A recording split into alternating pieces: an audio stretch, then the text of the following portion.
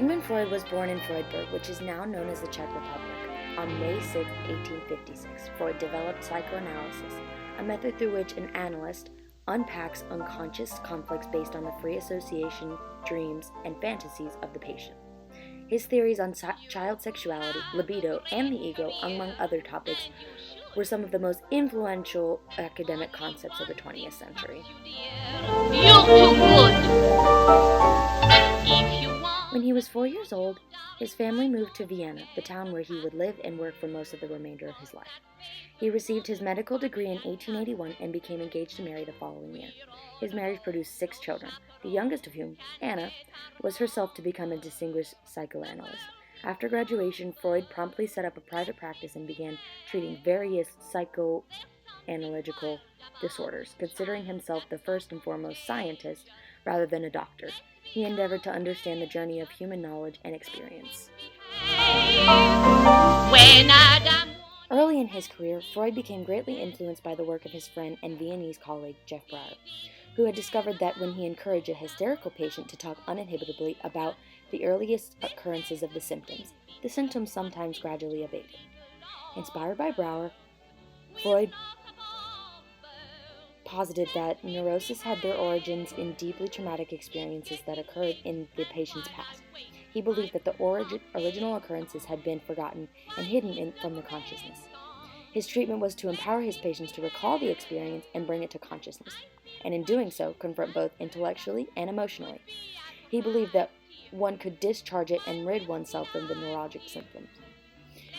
Freud and Brauer published their theories and findings of the studies of hysteria in 1895. Your fate, dear, could be the great event. Much work together, Breuer ended the relationship, feeling that Freud placed too much emphasis on the sexual origins of a patient's neurosis and was completely unwilling to consider other viewpoints. Freud continued to refine his own argument, and in 1900, after a series of period of self-analysis, he published The Interpretation of Dreams. He followed it in 1901 with The Psychopathological of Everyday Life, in 1905 with the 3 essays on the theory of sexuality. The great reverence that was later given to Freud's theories was not in evidence for some years.